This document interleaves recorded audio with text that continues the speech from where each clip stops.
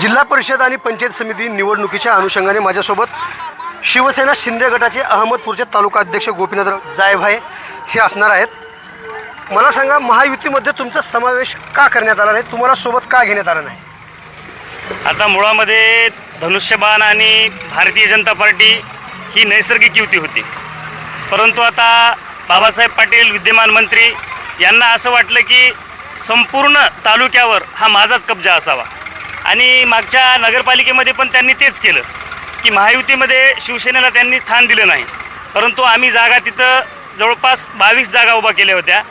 परंतु काही गैरसमज करून लोकांनी त्या आमचे उमेदवार पळवले आणि त्यांचे बी फॉर्म शेवटच्या टप्प्यामध्ये बी फॉर्म त्यांना वाटप करून ते बी फॉर्म घेऊन ते लोक भाजपमध्ये काही गेले, काही राष्ट्रवादीमध्ये गेले। आता मुळामध्ये भारतीय जनता पार्टी आणि राष्ट्रवादी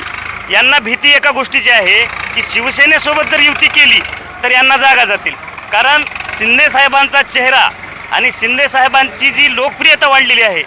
त्यामुळे आज त्यांना युती करण्याची गरज पडली। त्या दोघांना, भारतीय जनता पार्टी आणि राष्ट्रवादीला, घड्याळ राष्ट्रवादीला युती करण्याची गरज पडली। त्यांच्या पायाखालची वाळू घसरलेली आहे, कारण आमचा जो नेता आहे एकनाथरावजी शिंदे साहेब हा लाडक्या बहिणीचा लाडका भाऊ, लाडक्या भावांचा लाडका भाऊ आणि एकनाथराव शिंदे साहेबाचा चेहरा आज अख्ख्या महाराष्ट्रामध्ये इतका लोकप्रिय झालेला आहे आणि जर एकनाथराव शिंदे साहेबांच्या चेहऱ्याला जर समजा कुठं तर डाग लावायचा असेल तर हे छोटे मोठे कार्यकर्ते आहेत आणि इथं शिवसेनेची तशी ताकद नाही असं त्यांचा समज आहे, परंतु त्यांना युती करण्याची गरज पडली, आम्हाला युती करण्याची गरज पडली नाही। आम्ही त्यांच्याकडे युती करा म्हणून गेलो नाही, त्याचं कारण आहे त्यांच्यासोबत जनता राहिलेली नाही, आमच्यासोबत जनता आहे म्हणून आम्ही जनतेच्या जीवावर आज युती न करता आम्ही हे उमेदवार उभा केलेले आहेत। अहो, भारतीय जनता पार्टीचे 3 जिल्हा परिषद सदस्य उभा केलेत, त्यांची ताकद संपलेली आहे आणि राष्ट्रवादीचे पण 3च उभा केलेत, आमचे 5 आहेत।